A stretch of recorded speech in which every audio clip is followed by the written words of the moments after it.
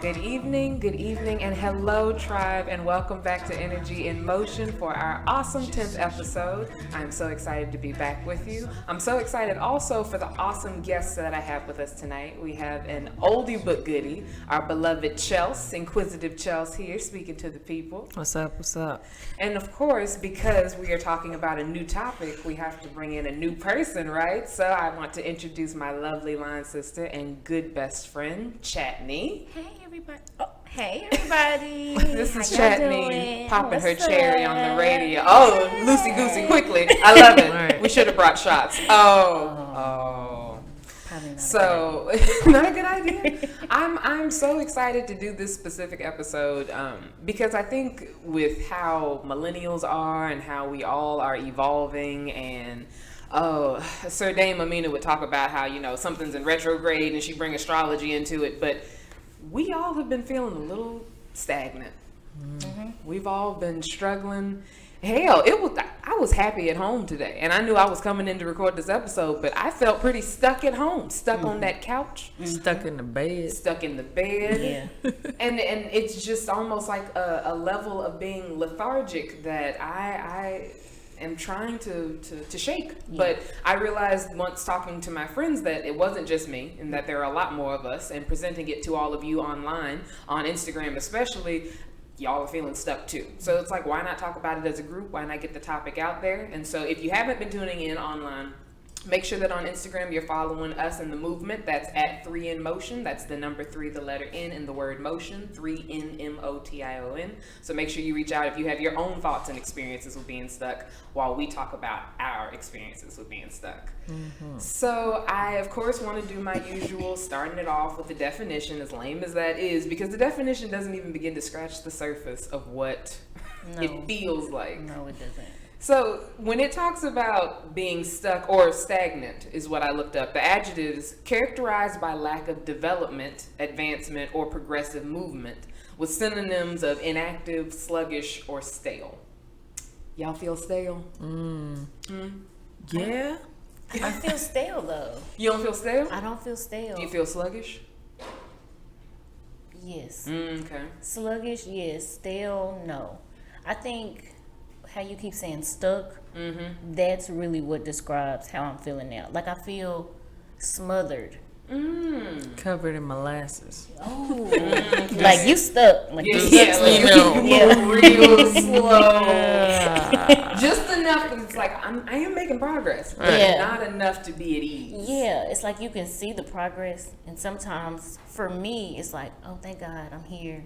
But then it's like, no, like this isn't it. So I think for me, it's like a smothering feeling. That's how I would describe it, how I'm feeling right now. Kind of like a weighted blanket, but not the comforting weighted blanket. Oh my God, no. Yeah, it's not comfortable at all. It's very uncomfortable. Yeah. Like, so do you feel stale, Jones?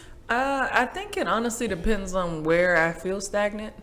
So if I feel stagnant at work, that might feel like a trapped feeling or a stuckness. Yeah. If I'm feeling stagnant in my personal life, that might feel sluggish or something like that. So I think it honestly depends on where I'm feeling the stagnation, and it manifests in different ways. So that's a good point.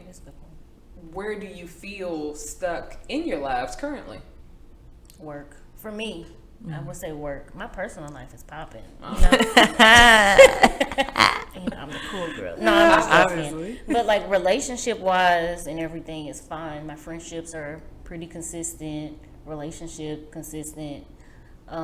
It's just my job. I feel very uneasy being there, and I think I had a epiphany this week where I was like, this isn't it for me. Yeah.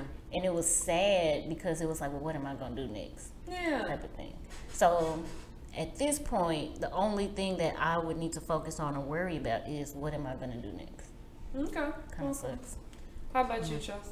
I feel like I'm like just now like crawling out from the depths of stuckness and stuckitude. Stuckitude. New hashtag. Stuckitude.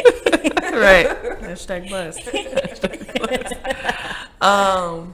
Honestly, when I was stuck, and it was only like 3 weeks ago, honestly, I didn't really know what was going on. I think it was a mixture of a lot of different things. I've always kind of felt here and there about my job. It's a decent job and everything, but it just doesn't feel like my true calling. And so like sometimes it just feels hard to take myself there. Yeah. I'm just like, I don't want to deal with these same people talking about these same damn things that I don't care about. Yeah. Right. I have no interest in what you're so upset about right now. Right. Exactly. But I gotta, keep face and try to solve your Hit issues. With the blah blah blah. And the yo-yos. The yo-yos make them feel, non-threatening. Exactly. But I've kind of always come to terms with it. I'm like, all right, this is to me. We're trying to pay off our debt. I always kind of find a way to make work okay. Yeah. But it always just kind of lingers there as far as like just this feeling of stuckness. But this recent feeling, it didn't feel directly connected to work. It just felt like, honestly, that I was like bored. It's like, I don't even know where to put my energy. I don't know what to even put my brain towards. Yeah. I don't feel happy. I don't feel sad. I'm just here. I'm just here being here.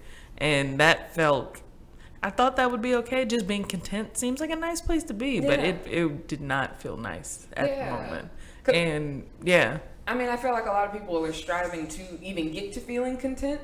And so when someone's like, oh, yeah, I'm just content, it almost sounds like, well, you're ungrateful. Aren't you excited or bragging about being content? Part of it too. Yeah. And it's like, well, I feel some guilt because I'm not thankful enough for being content. But at the same time, I'm butthurt about just being here. Yeah. I would get mad at myself. Like, what's wrong with you? Why are you even upset? And you would come to me and it's like, something seems off. I'm like, something is off, but I have no idea what it is. Yeah. And that was also adding to the frustration of feeling stuck. Is like, I don't even know where to begin to try to heal or to fix or to adjust. Yeah. Oh wow. Yeah. I didn't know that. So for you, Chelsea, it wasn't your job. You just don't know where it was. You just felt. It wasn't the way I was feeling. I don't think was directly connected to my job. Job was going good. I was actually like having, I guess, better days at work and things like that. So it wasn't that. It was really just like I kind of always have a project. I always have something going. My brain's always connected to something. And so in being in that place of content of like, I've been doing very well on like my self-growth.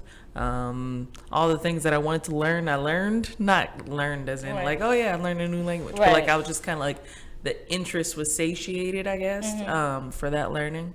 And so I was like, where do I put myself? Where do I put my brain? Where do I allocate my resources? Yeah. And there was no answer. And so I was just sitting. And I think it's the no answer that's scary. I think that's what it is too. Yeah. No answer. I'm gonna be terrified. Yeah. Like, what am I supposed to do now? And even if you don't have an answer, at least know what the problem is. It's like, all right, I don't have an answer yet, but I know this is what I need to solve, and I can find an answer. But I didn't even have a question. Oh man. Yeah. And that's the thing. I think when you don't have the question in the first place, it makes you feel a little uneasy because you don't even know what to ask to get an answer, to seek that out. So there's this quote from this woman named, Mel Robbins. Are y'all familiar with that out there? Mel Robbins. She's very inspirational. I watched a couple of her TED Talks, and she stated that feeling stuck is just a signal for growth being necessary in a deliberate fashion. Feeling stuck is just a signal for growth being necessary in a deliberate fashion. So when you hear that statement, what do y'all think about that? Read it one more time. Feeling stuck is just a signal for growth being necessary in a deliberate fashion.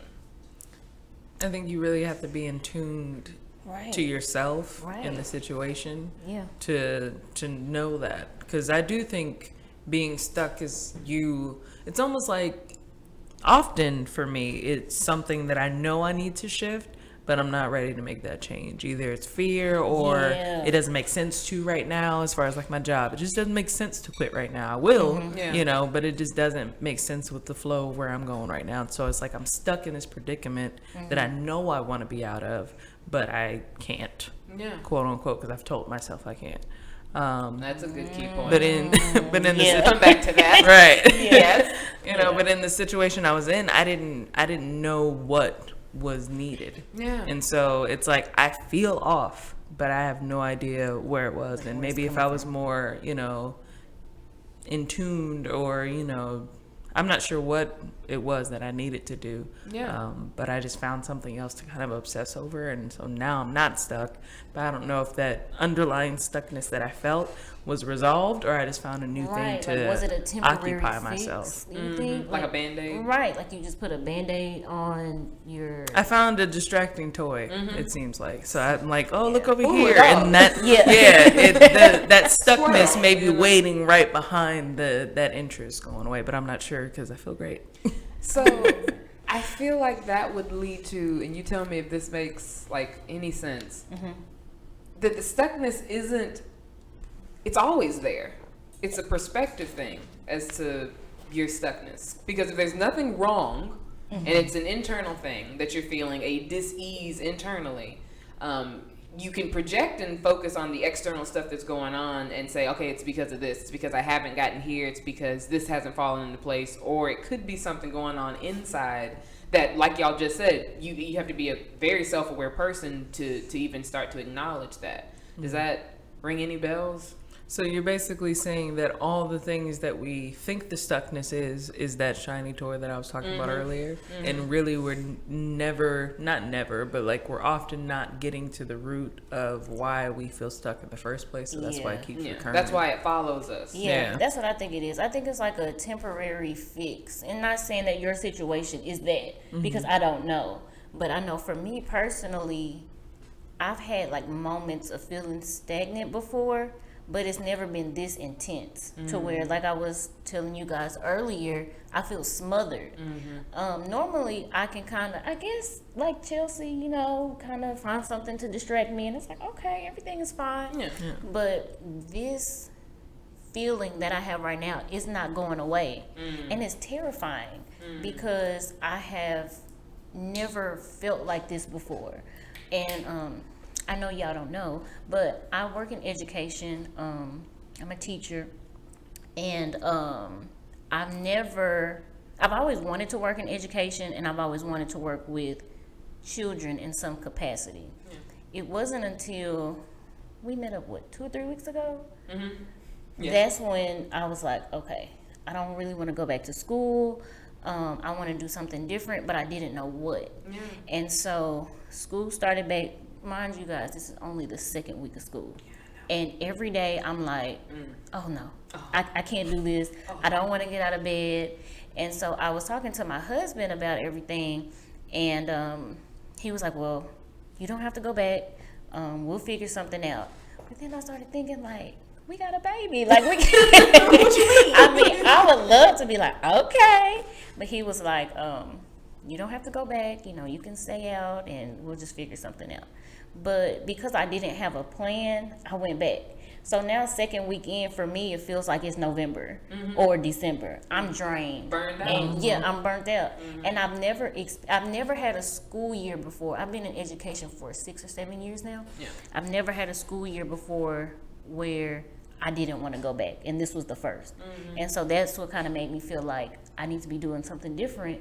But what am I supposed to be doing? I mean, that's the thing. What am I supposed to be doing? And yesterday is so crazy. I was gonna take one of those personality tests. Tests. Like the Myers-Briggs thing? So they can tell me like what's my personality and kind of pair me with jobs and things like that. Yeah, I've done that. Job outlook test or something like that. I was just doing one of those. Architect. But I didn't know what to do. An architect. Everything was like educator, social work, and I was like, but this isn't really helping. You know what I mean? Like, it's not really helping. So I didn't even take it because I already knew what it was going to say. Education, social work, nurse. Lord knows I'm not going to do that. But it just, for me, it feels like maybe it's something in me to where I feel like this. And unfortunately, unlike Chelsea, I haven't gotten to the phase where I can give myself those pep talks every day. Like, come on, girl, you can do it. It's almost Friday. Today's Wednesday. I'm like, oh my God, I don't want to go. But I think it's different. I think everybody's pep talk is kind of the same though, because her pep talk sounds like, well, we want to pay off these loans, we want to get this done, we want to get out of debt. Your pep talk is, well, I got a baby, we got a bill, we got this and that. So I think everybody starts telling themselves what they should be doing, so they keep doing it. even though it makes them dreadfully unhappy. But it sucks, right? Yeah, it does. Like, I don't understand why we have to do this. And the crazy thing is, I actually talked to my mom about this a couple days ago. Shout out to my mama one time. Shout out to my mom. I talked to my mom about it a couple of days ago, and she was saying basically to stay at my job. She was like, Chastity, don't quit. Like, it would be crazy for you to quit and things like that. But my mom is from a generation where they don't quit. You know, they stay at their jobs for years and years, and they just get invested in the job or career that they're in. She was like, you need to start saving for retirement. You have a family. And I'm just thinking, like, as she's talking, like, I'm so miserable here. Right. Like, you don't understand. You don't understand. Yeah. I'm not made like y'all. No, I don't want it. I can't do it. I don't have that. Like, I don't Yeah. have the desire to stay for 30 more years. Because she was like, is the job easy? And I'm like, no. Like, we have to go to work. I have to be at work by 8 something. Can't leave till 4:30. On most days, I have a meeting. I'm not leaving till 7. You know, I'm not seeing AJ. I'm not spending time with my husband. So it's just a lot. Meetings. I had to call 2 parents today. Like, just crazy stuff. They ain't excited to hear from you. You know what I'm they never saying? are. Like, they don't want to talk to me. But, you know, just hearing my mom's perspective, it kind of made me sad because I was like, well, I'm so unhappy. Do I stay in this job because I guess like society tells me to? Like, you have a job, be grateful for the fact that God has blessed you with a job or whatever the case may be. Or do I step out and do something to make me happy? So that's why I feel smothered, because it's like, what am I supposed to do? But I think it's the smothered feeling coming from trying to be obedient to something that just doesn't make sense. Right, it doesn't make sense anymore. Obedient to being a slave to a job, being obedient to that. It feels like a compromise that's not worth being made. Yes. There has to be a way to provide for your family that feeds your soul. It can't just be, I'm selling my soul so that my family eats. And it makes me sad for generations previously, not to sound like sadiddy, like like we're better than them. No, but it makes me feel bad that they didn't feel they had an option. Right. In fact, they probably didn't. They really didn't have an option to be able to go a different path that has not been charted before, and to risk it all, because they were still in survival mode. Right. A lot of us are still functioning in survival mode when we have been blessed with the opportunity to function in a little bit differently, more I guess extravagant way of living. And it's frowned upon by previous generations because it's like, well, you know, you're not consistent, you don't have resilience, you don't stick with things. And it's like we would love to find what would make us want to stick. That's what we're doing. It's not that we just want to hop around for the sake of hopping around. And what's wrong with that? If we do want to do that, as long as we're paying our bills and doing what we need to, providing for society and ourselves. But yeah, we don't want to just chain ourselves to a job or a relationship. They're like, oh, all this polyamory is coming out. People are just, they don't know how to be committed to something. Oh no, we know how. We just don't want to do it the way that was done before because it didn't seem fruitful for y'all. It's just different. It's a different time, and I think I don't want to focus on what was done before. I think I just need to focus on doing things that make me happy. But I also have to think about, you know, my family and stuff like that too. Absolutely. But I know for sure that this is not it. Like, I've never been so sure about something in my life. Like, this just is not it. I just don't know, you know what I mean, what to do next. Like, what's the next steps? But I think it's just kind of disheartening because you have some people that legitimately feel like you need to just stay here, and no matter how and don't you're explore feeling, what could be next. And I think you made a good point, because my mom has said something about, you know, time and your age and moving from job to job and things like that. I don't want to be a job hopper. Like, that's not my goal. It's not like I want to leave teaching and go to something else, then go to something else. I just want to, like you said, basically find my purpose and what makes me happy every single day. You know what I'm saying? So that's where I'm at right now. How do you go about finding that thing that makes you happy if you don't job hop though? And go to explore, because it's hard to feel stagnant, but it's also hard to feel stagnant knowing that you need to leave but not knowing what you need to leave towards. You know, it's like, I have this family, I can't just be willy-nilly with it, but I need to find that new thing, that thing that will make me want to, you know, get up at whatever hour that motivates you. Exactly. Is it possible for us to start maybe even carving out space where we don't do the things we should, not that are so irresponsible that our families, don't have what they need, or our lives aren't, taken care of. But I think we've gotten truly into a habit of we do what we should, and we fall prey to that. And then we're smothered feeling like we don't have an option to do what we want, because we don't even know how to ask for what we want, because we haven't even thought about, let ourselves dream about, daydream, figure it out, because we're so busy doing what we should. So I feel like we have to carve out some time to daydream, to vision board, to imagine what could it be like if I didn't have to wake up at this time, if I didn't have to go here, if I didn't have this or that obstacle. What does it feel like for me to be satisfied? When do you find the time, I guess for both of you guys, I guess my question would be, when do you find the time to carve out for yourself? I would say before the morning time. And I'm not a morning person. Oh my God, no. Not a morning person. Before 10 a.m., I really don't want to have to speak words to anyone. If telepathy was an option, I'd be fine. But if I got to open my mouth, no. But I think even something that I charge my employees to do, something that I put on their expectations for the fall, especially since we work with students too, is get right with yourself every day before you come in. Whether that's hugging somebody that makes you feel good, playing with your pet, your dog, your cat, or whatever, meditating, going for a run, whatever you need to get centered in yourself so that you know what you're even presenting to the world today. It's a must. It's paramount to do that, because otherwise you're going to spend the day seeing your reflection in other people and being angry at them. Not understanding where this animosity or where this anxiety or where this frustration or jealousy or any of that is coming from. And so I think starting the day off aware of, hey, so I got some aches and pains emotionally or spiritually today. I need to be mindful of that, so that I don't put that on someone else, and also so that I can be tender towards myself today. Ask for guidance when I start to feel overwhelmed, instead of get frustrated with myself that I'm overwhelmed. So I think starting the day off that way, and something that Chelsea and I have even been talking about, is getting a better sleep routine. I often go to sleep with my phone so close to me, or haven't looked at a screen, or I'm one that likes to fall asleep watching The Office because I know all the words to the show, and it puts it's hilarious. It puts me at ease to go to sleep to it. I love that show. But that's not good for the brain. The brain doesn't rest well when it has to go to sleep trying to pay attention to all these other things. So it never really has a chance to be at ease. It's always almost in a state of dis-ease and focusing on external stuff instead of sitting within itself. So I would say that I carve out that time in the morning, and that I want to make it a point to carve out that time in the evening too, before bed, just so that there's like a rest period for my brain. Chelsea? What you do? I need to know. Okay, I came here for answers. Tips. Honestly, I'm kind of all over the place with the things that I try. Most of the things that I enjoy doing don't require me to leave the house.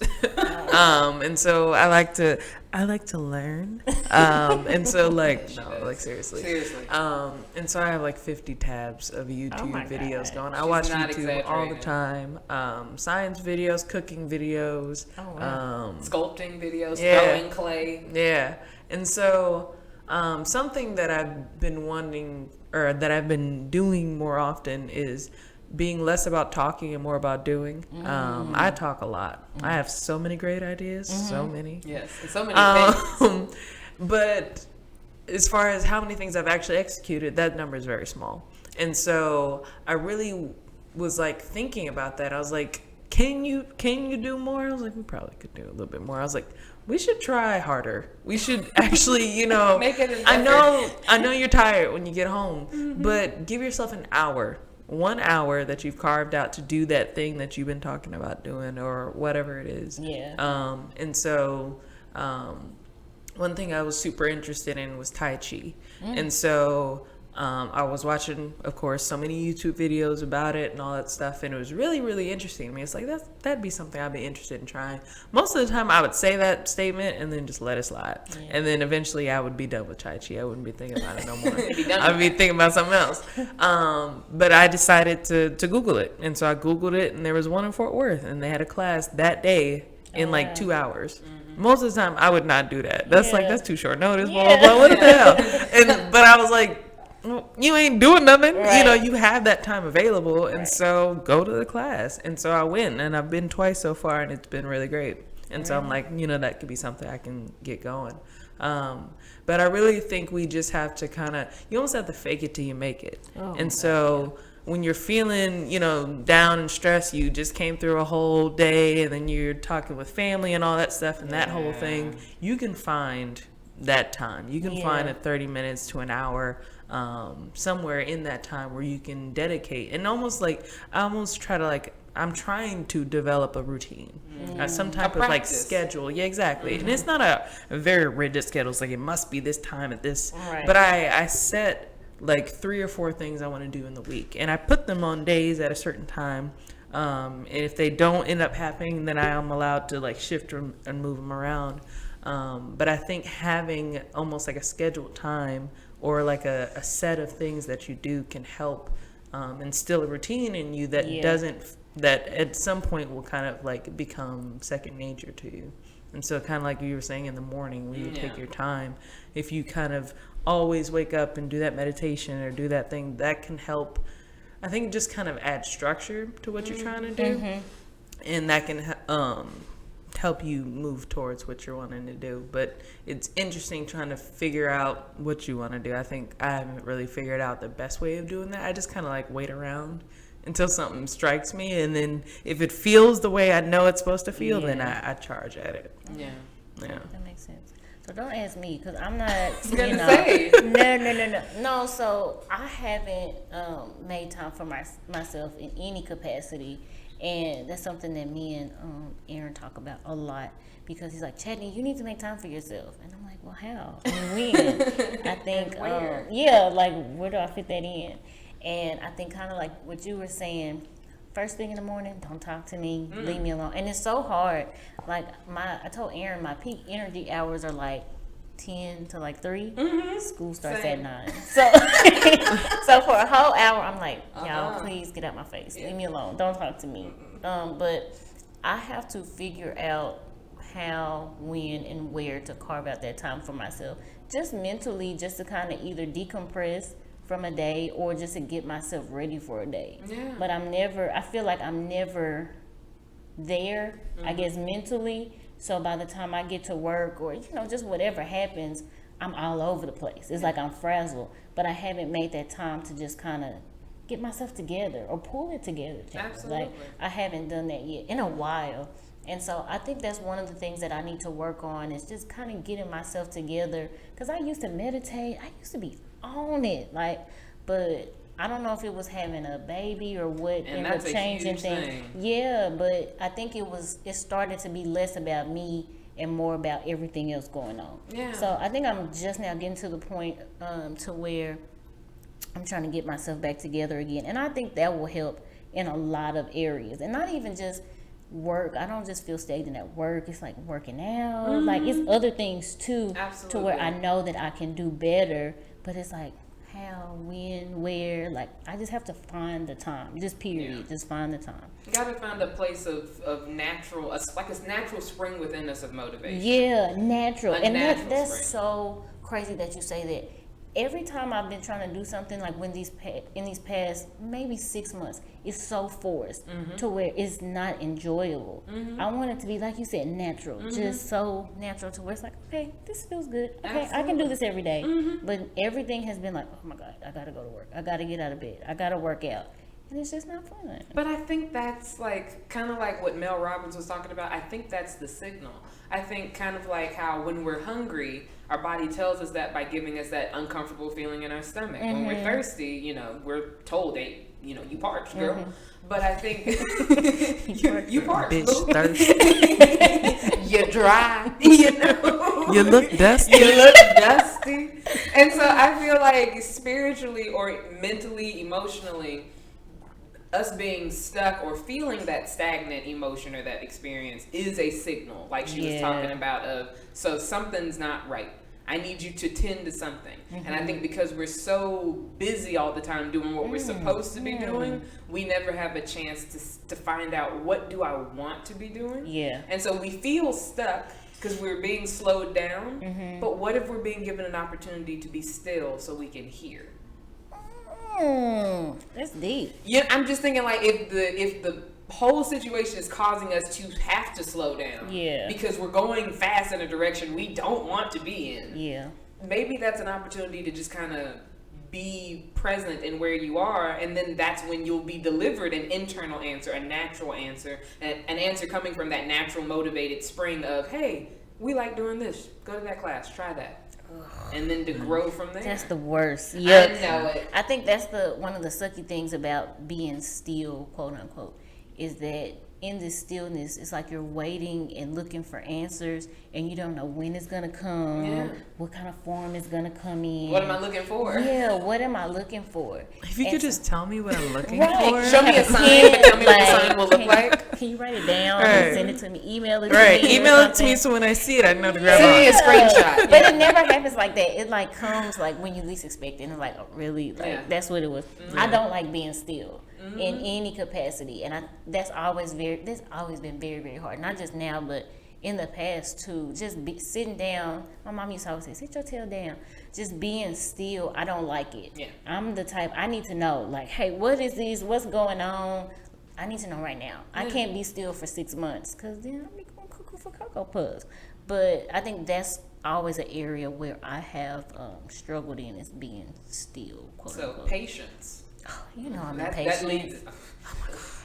leads us to a whole different virtue of patience. Yeah. How do y'all experience? Do you find yourselves being patient? This one, I know you don't. Yeah, Rachel. Yeah. Are you patient, Chelsea? I think I'm more patient. I mean, it depends. When we're talking about I don't know what's happening, I don't know what's coming, no, not at all. And normal things like waiting for my food, yes. Yeah. I'm very patient when it comes to like, I ordered something. I gotta wait in the line. All right, that's fine. my You know, God. I'm not too bad. But I think it's the not knowing and to not even know what you're waiting for. Yeah. It's like, all right, when I know what I'm waiting for, I can wait. Yeah. But when I have no idea when it's coming, what it's supposed to even look like, I might have already missed it. I'm over here sitting on this bench and it already done drove by. So I'm sitting and waiting for nothing. I'm supposed to already be moving. You know, is it going to come back? When is it going to come back? Listen to all that human anxiety. Exactly. Right. So, yeah, I start kind of getting into a thing with it. But so you can take that as you will. Take that answer of patience as you will. Yeah. I don't know. I remember from when we were in college and online, like the thing that Chatney's whole statement was, she hates, what does Chatney hate? She hates waiting on people when she's ready. Mm-hmm. That's what it was. She hates waiting on people when she's ready. Don't rush her though. But when she's ready. But that's what we bonded over, because I very much felt the same way. But I experience patience as a loving challenge, because I see the value in it. I do see the virtue. I see the value in it, because what exactly am I waiting on? Mm-hmm. The next moment is not promised to me. I don't know what's coming in the first place, so I should really make the best of what's here right now, and not in the mindset of, I'm settling, so I'm just going to distract myself with what's here right now. But all that's promised to me is what is here right now. Mm-hmm. So being anxious about what's coming, it's so natural, it's so understandable, it's so human. Mm-hmm. But it doesn't make me feel better. If anything, it makes me stressed. And then it starts to make me wonder, do I have trust issues? So if I'm impatient, do I have trust issues with the universe? Do I have trust issues with God? Because if I'm being impatient at that point, I'm trying to take control. Mm-hmm. And we are human beings, not human doings. We want to do a lot of stuff, but we are meant to be something. So right. Be still. Right.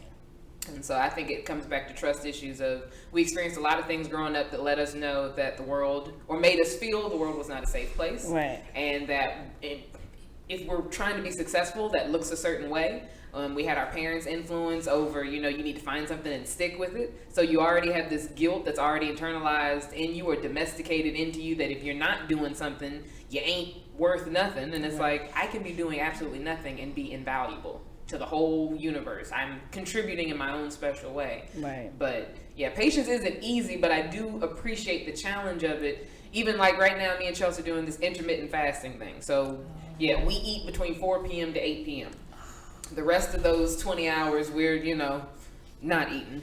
And not constantly thinking about food either. What we found is when you start to get what you think is a hunger headache, drink water, you feel better. If you start to get hungry, too hungry, drink water, you're a little bit more full, you feel better. So really water has become the answer to all the other concerns, and natural resources become the answer to something where I'd spend all day thinking about, oh, well, I can't wait to eat. It's like, no, right now I'm doing something. Let me be present in this moment. Let me have a sip of water. Let me be thankful for how that's filled me in some capacity, and let me keep it pushing. And it's definitely a lesson in patience. Can I just have a quick PSA for fasting? Go ahead. Dude, life changing. The mental clarity and sharpness fasting has brought to me has been life changing. Yeah. My relationship with appetite has dramatically shifted. I lost 2 pounds. Oh my God. Didn't change how I ate, just changed when I ate. Yeah. Fasting allows your body to go into a ketosis state. Basically, it turns you into a sugar burner. You know, we get carbs and sugar, and that's how we burn. It's easy to burn, you know, so the body's like, oh, give me that, burn it up.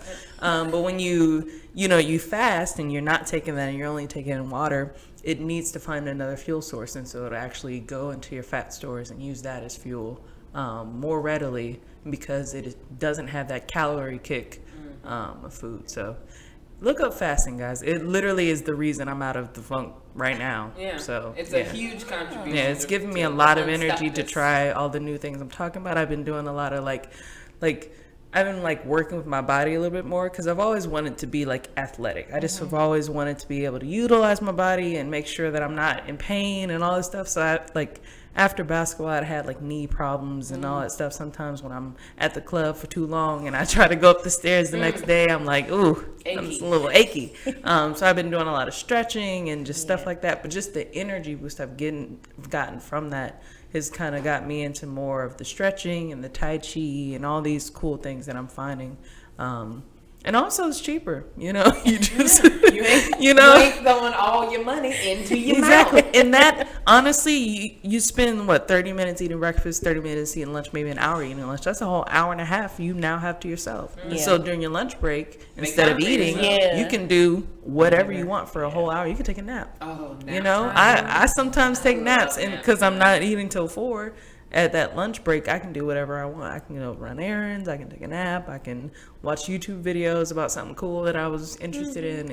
It gives you that extra time and more energy just because when you're burning in that state, it's like a cleaner energy and stuff like that. So good for y'all. Yeah. You know, y'all enjoy that. I'm happy for y'all. Seriously. Yeah, no, it's definitely good. I've enjoyed the experience of it, but it definitely has been a lesson in patience. And I think, just like Chelsea, I didn't change what I ate. I changed when I ate. And I think the next step will be to change what I eat also. Yeah. Because I think there's levels to this. And I'm patient enough to understand, don't try to make this drastic shift all of a sudden, because that's not going to be something that's lasting. That's not going to be a lifestyle change. That'll be a diet at that point. So slowly shifting to, okay, so body, this is our routine. We eat from this window of time to this window of time. Okay, so now body, we're going to start to take some of these things out and add these things in. Just kind of grooming it instead of just tossing it around into different stuff all the time. And I think kind of like being thoughtful with our bodies like we are with this practice. We need to be thoughtful with our minds and our mental well-being. Yeah, I agree. I guess for me, since y'all were talking about patience, I don't have patience for myself. Yeah.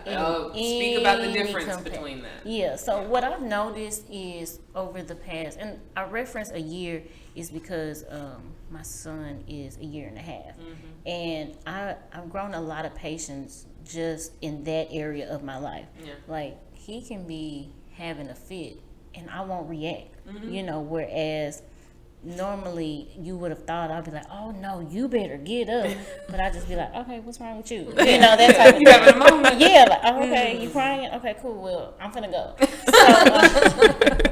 So, but for myself, I don't have any patience. I don't like being still. I don't like waiting for answers.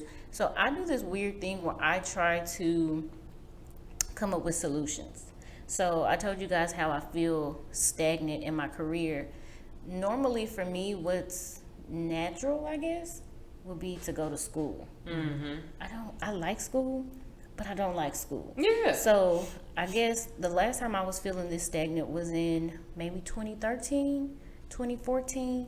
And I went back to school to get my master's degree. Why did I do that? I don't know. I was bored at the time. You know what I mean? I was like, okay, I'm gonna go get another degree. So cool. Right. And it seems like it has energy behind it. It's like, oh, we're doing something different. All right, and everybody socially would support that. Oh, that's so smart. Yeah, like, okay, you should definitely do right. that. So, okay, I got it. So I ended up getting a master's in education, and then after I got my degree, somebody said, well, Chadney, why did you get that degree? Why did you get a master's in education? I said, because I'm in education, blah, blah, blah. And they said, well, you know that degree is useless, right?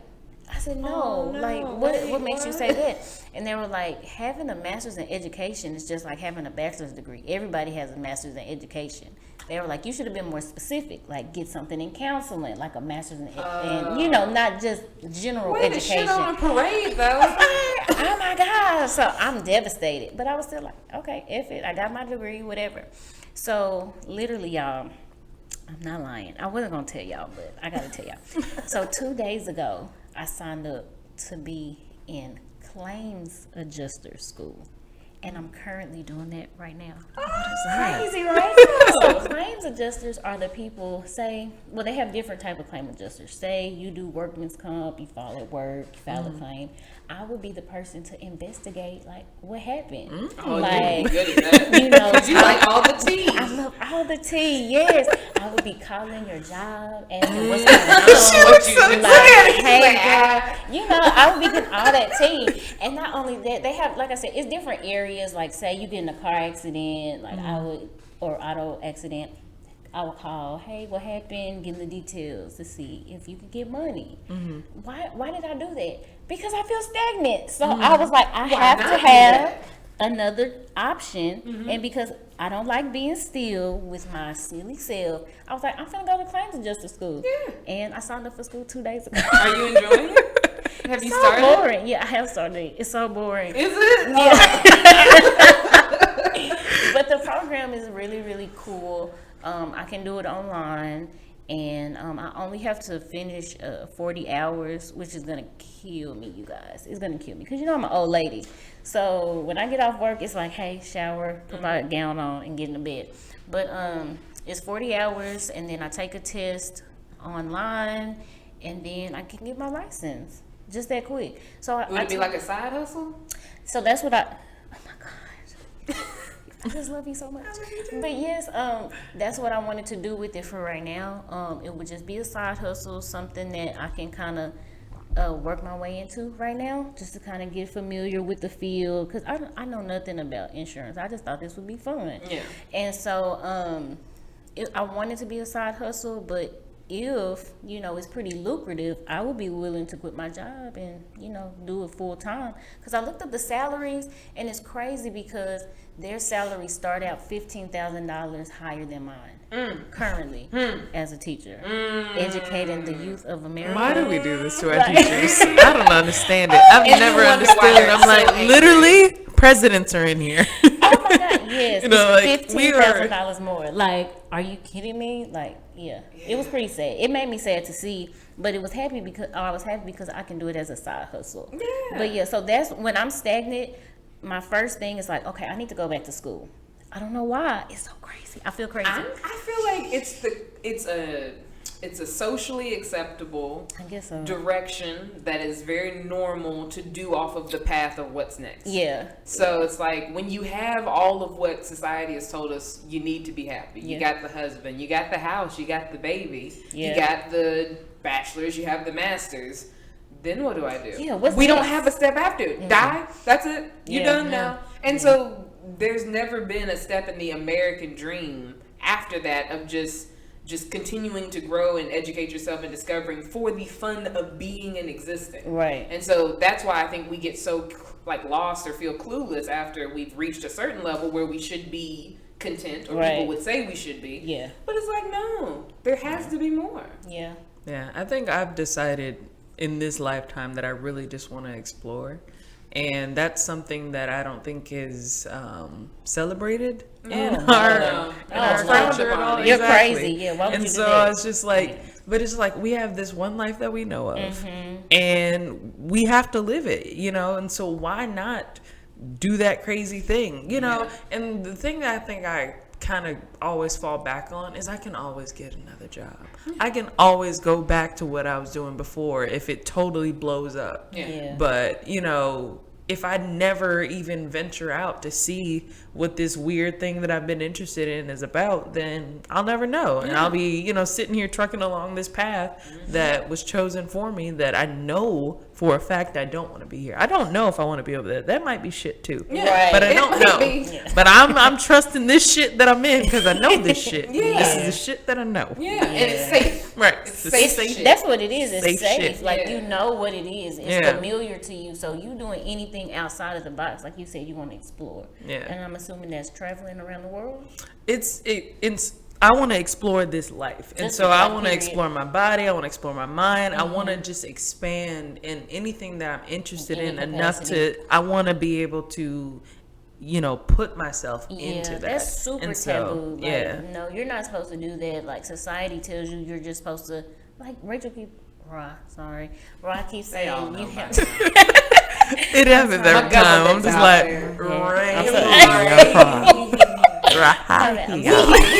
He doing it. I'm so sorry. You good, girl. But like Rah keeps saying, as far as being content or feeling uneasy, it's like you're supposed to be still in what you're doing now. Like anything outside of that, society thinks is just so wrong. And I think that's a lot of the pressure that we feel as millennials. We want to get out and do more, but our older generation is like, y'all doing too much. Like sit down somewhere. And that's what kind of makes you feel stuck, because it's like, what do I do? Like realistically, if I could have not gone back to work on the first day of school, I think I would have been okay. But from a society standpoint, what does that look like? You know? It seems irresponsible, but if your mental well-being isn't where it needs to be, isn't it more irresponsible to be working with children? Because that's what I think all the time. That's why I say get right with myself before I go in. Because I am influencing people's kids. I'm influencing adults too, with all the public speaking and stuff that I do, and get the opportunity to work with all these different people. If I'm not right with myself, that could be imposed on somebody else. And so I do take the opportunity that if I wake up and I can't get right enough with myself, I don't go into work. I'm one of those. I'm committed enough to, I deserve to feel how I want to when I present myself to the world. And thankfully enough, I have a job where that's available to be the case. I know not everybody's job that's available. But I think we still have free will and we have choice. And so if I have to take a sick day that's really a mental health day, no matter what job I'm in, I think I can get away with one day. Now, what we do with that day is, I think, something that makes us all feel really pressured to take it. It's like, okay, so I take a day off. What do I even do? You sit and you think. And not even think. You just, you feel it out. When the anxiety comes and takes you over and it's like, well, you have a whole day off. You know, you don't get many of these. What you going to do with it? You say, I'm going to enjoy not having to do anything. And I know you want to run rampant right now, mind, but you're getting a break too, whether you want it or not. Enjoy it.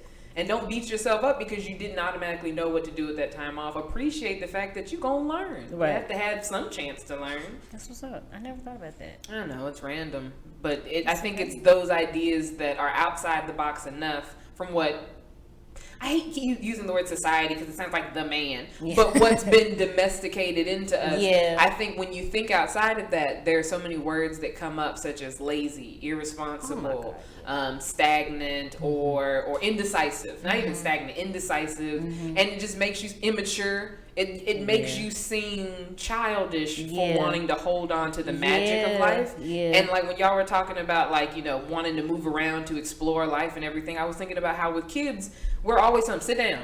Don't do that. Put that, you know, take that out your mouth. Put that down. Don't do this. Don't do that. And that's essentially what we're still growing up now telling ourselves in our head to put that down. You know you're not going to be able to pick up that hobby. Don't do that. You know you're not going to be able to make enough money with this. And it's like, but if we never find out, we're potentially lying to ourselves within our comfort zone to defend our limitations. That's true. Oh, I found this quote, you guys. I want to read it. Well, it wasn't a quote. It was like a little picture thing.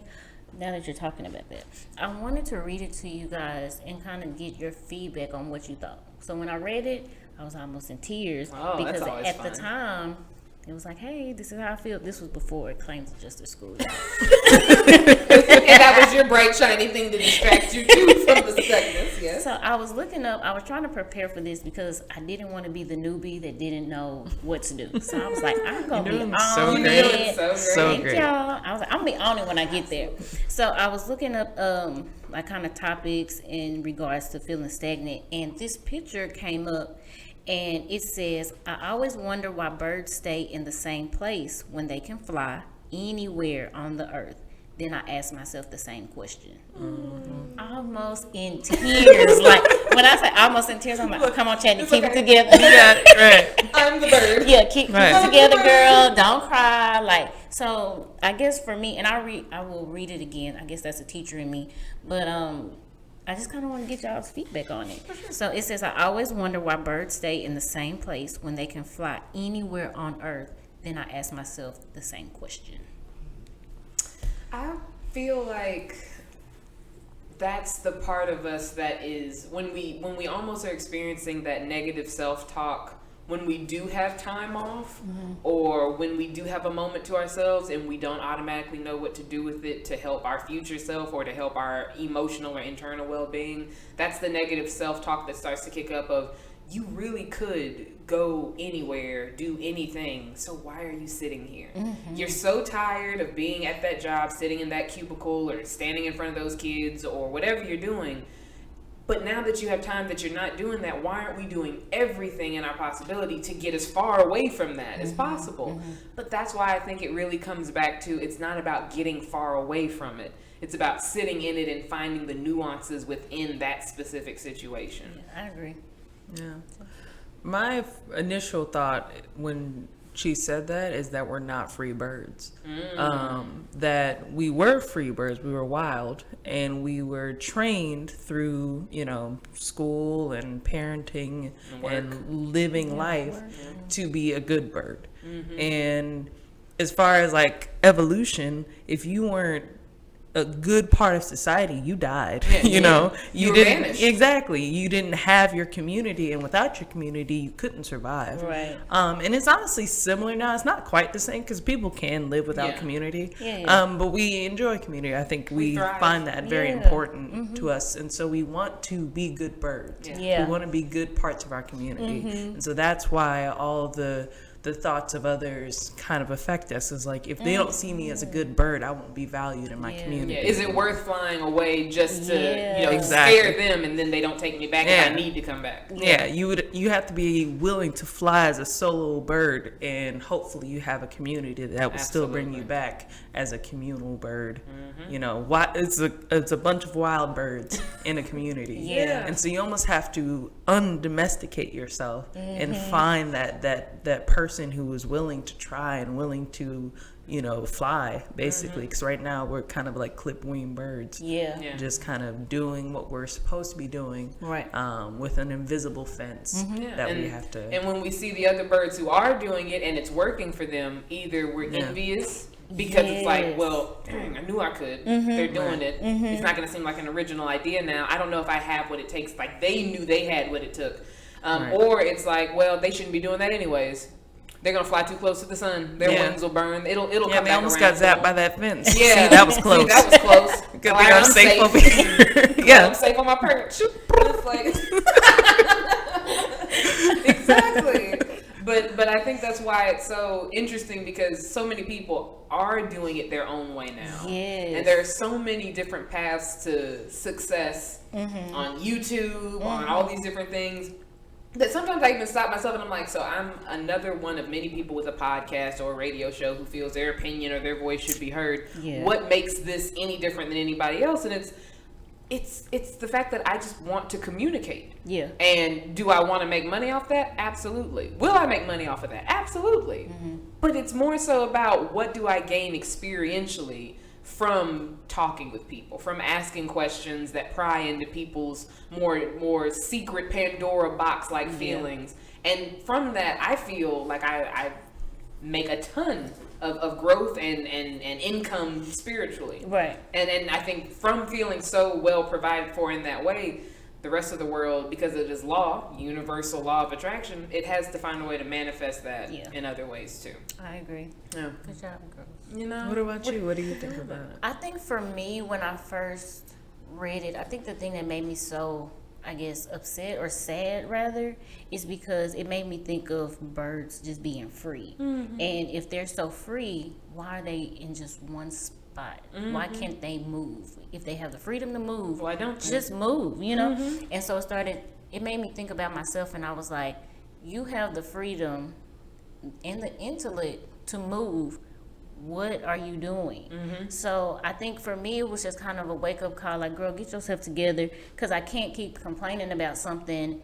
Like Chills was saying, your lip service. Like, I'm talking about how miserable I am in this one capacity, and I'm not doing anything about it. Yeah. And not just work. Like I said, working out too is an area where I'm really stagnant.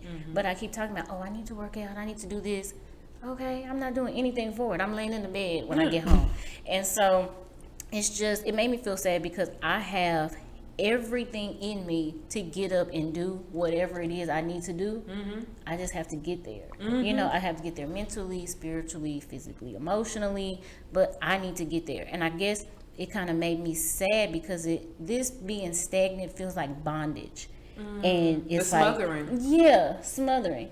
And it's hard to feel like this and still function, because I'm not only representing myself, I have a family, you know, and I have to be strong for them in some capacity. So that made me sad, just because I know that I have the capacity to do, and I need to just stop talking about it. And like Chelsea would say, I need to just do it. Like, I can't have all these ideas and complain about all this stuff, and I'm just sitting around. Like, that's silly to me. And so, did the insurance go? Claims department. Hey. And then just even aggressively looking for jobs now. I think I started worrying about, like, what would the kids think if I left mid-year? Or what would, you know, my other staff members say about me, and things like that. And I had to kind of drown those noises out and focus on what would make Chatney happy in this moment. I don't want to do anything that will affect my family, but what is going to make Chatney happy? And it's not being there. Yeah. So I just have to do what's best for me. So even if I finish, you know, school and my part-time job turns into a full-time job, and that makes me happy, I will quit. Absolutely. And it's so taboo, it's so crazy, like, you shouldn't do that, it's gonna be the middle of the year. I just started this bomb program up there, you guys. Like, I'm taking kids to a hotel 2 times a week. Crazy. Yes. But I will leave it miserable. all. Right. Leave it all. Yeah. All behind. Crazy, right? Like, I'm so crazy. But is it crazy? I don't think it's crazy. I think it's more of like, finally. I think that's what it is. It's crazy because I can't believe it. Like, I did all this work last school year trying to get stuff, you know, going, and, you know, I guess what I tried to do at the end of last school year was make this job feel like home. Yeah. I was getting restless last school year. I was like, this is kind of uneasy, so let me try to make it better. Let me invest more. And I did. I invested more time. I put this program together. Like I said, I'm going to be taking my kids out of the school 2 days a week and going to a hotel. They're going to be doing job shadowing. That's awesome. Terrible. Yeah. And every day I'm like, oh my God, I don't want to go to work. Come on, get out the car. Just go home. Sometimes you just sit in the car for a little bit. Sit in the parking lot. For I can just drive away. Like, oh my God. I can just drive back. And it's so crazy. And so that's what I'm saying. Like, that's what reading that quote made me. That's why I was just so sad, because I was like, you have to get yourself together, girlfriend. Like, you cannot keep on complaining about something and you're not trying to do anything to fix it. Yeah. So I just want to be free. I want to feel free. Like, I can fly any and everywhere, but it has to start with me first. Yeah. And so I have to get myself together, because me just talking about, I want to be free and I feel so stagnant and I'm so unhappy, if I'm not doing anything about it, so what? Yeah. So that's why it made me sad. But I thought it was a very good quote. I was like, okay, look at you finding some stuff for the show. I know, prepared. Yeah. You have your references. I'm such a nerd. Welcome, and this is why we get along. You see, we're impatient nerds. Right. Exactly. Such a nerd. So. No, but I think it's so important to start to validate what you need for yourself, and putting yourself first. It's not selfish, it's self-preservation. Because even thinking in the mindset of, I need to do what's best for my family, A happy me is what's best for my family. Not just an employed me. A happy me is what's best for my family in whatever form or fashion that needs to happen. And that's the example we want to lead for young people. I think they're lethargic and not excited about growing up or being a part of society because we don't make this shit look fun. We don't walk around like, I can't wait to go to this job. No, they can feel that we're seething when we're looking at them like, we don't want to do this. And so I think leaving, and even it's not appropriate to share with them necessarily like why or where all the time, but letting them know like I'm pursuing something that makes me really happy, and while I do hate having to leave you in this part of the journey, I hope that when you get old enough you pursue something that makes you happy as well.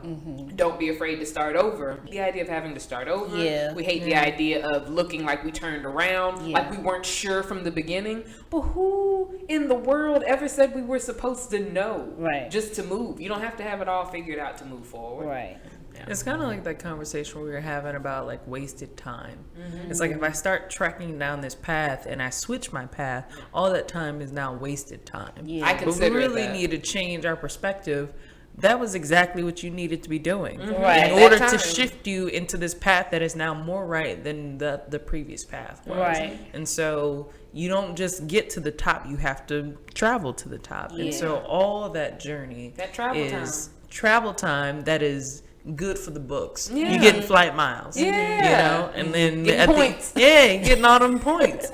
And just because you got on a different flight doesn't mean all those flight miles go away. In fact, you're collecting more points in some capacity, so you'll find your way back. You in the elite club now because you've reached something, or you've gone for something that scared you, something that's different, and you're realizing, hey, this was a better track than it was before, and that might shift. And we just have to be open to the fact that we change, our cells change, everything changes. And so why wouldn't our jobs change? Why wouldn't the way our lives look right now change? Because our lives look so different than they were a year ago, 3 years ago. So and we spend so much time talking about how we want all this change to happen, and then we're surprised when we look up and it's like, dang, nothing's the same. It's like, but I wanted so deeply for things to have not been the same, and now they're not. And I'm like, oh, nostalgia, I miss how it was. Shut up. You just asked for a whole year for it to be different, and you want to get nostalgic. I'm glad the universe has patience with us, because I would be laughing my ass off at us little human being creatures.